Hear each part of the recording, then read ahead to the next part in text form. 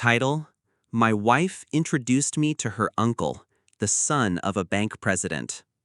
Start: I can still hear their laughter, the kind that doesn't come from humor but from arrogance.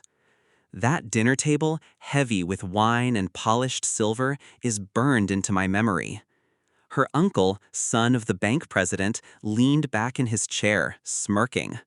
"So you only finished high school," he said, eyes sharp, lips curled. His parents joined in, voices dripping with contempt. Even my wife's silence cut deeper than their words. I told them calmly, "If this is how you view me, perhaps I should close my account with your bank." They roared, full-bodied laughter. Her uncle slapped the table. "What account could you possibly have that would matter?" That was the moment. The moment my blood cooled, my mind sharpened. I smiled politely, finished my drink, and said nothing more. I trusted her, married her believing she chose me for who I was, not what I appeared to be. I built everything in silence. Companies spread across continents, investments hidden in plain sight, trusts buried under legal layers only I understood. $7 billion. That was the weight behind my quiet existence, tucked neatly into the very bank her family controlled. She knew pieces of my success, but never the whole picture. I wanted love, not calculation. But that night at the dinner table, I saw the truth. To them, I was a joke. To her, I was less than the man they mocked.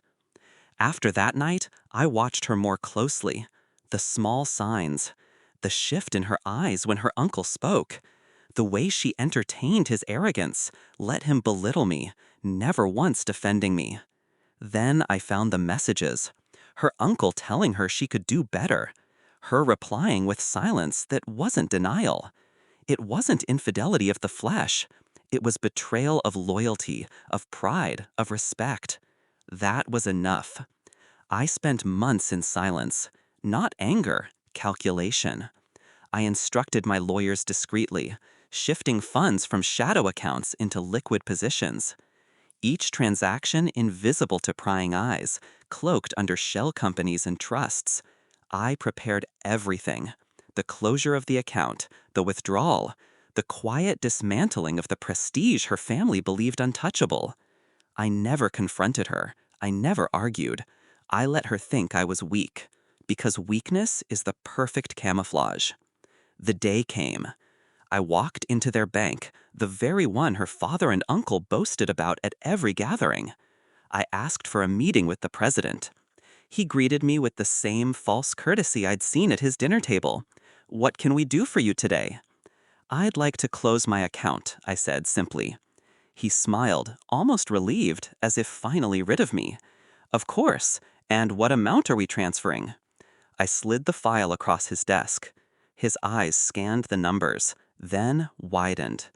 $7 billion? The color drained from his face. His hands trembled. "This must be a mistake," he stammered. "No mistake," I said. I kept my voice calm, measured. "I trusted your institution, but I no longer trust the people behind it."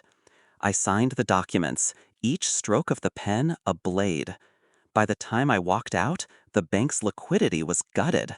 Their prestige collapsed in real time. Within days, whispers spread. The president's mismanagement, investors fleeing, stock plummeting. The night after the collapse, I returned home. She was waiting, eyes wide with panic. "My family, the bank, it's all falling apart," she gasped. I watched her crumble, finally stripped of arrogance. "Do you know what caused it?" I asked softly. She shook her head. I leaned closer, letting my words cut clean. I warned them. That night, when they mocked me, I told them what would happen if I closed my account. Her lips parted, no words coming, just realization. Tears filled her eyes. "You? It was you?" "Yes," I whispered. "And you sat silent when they laughed at me." That silence cost them everything. Her uncle lost his position. Her parents lost their wealth. The family's name, once untouchable, became synonymous with failure. The empire they inherited was ashes. She begged me to forgive, to stay, to rebuild with her. But betrayal is not patched, it's amputated. I left her with nothing but the memory of what she destroyed with her silence. Now, when I look back, I don't see rage. I see clarity. Their laughter forged it. Her silence sealed it. $7 billion was never about money. It was about power, respect, and the cost of underestimating me. I warned them. They thought it was a joke, but I never joke. Not about betrayal, not about revenge, and certainly not about silence.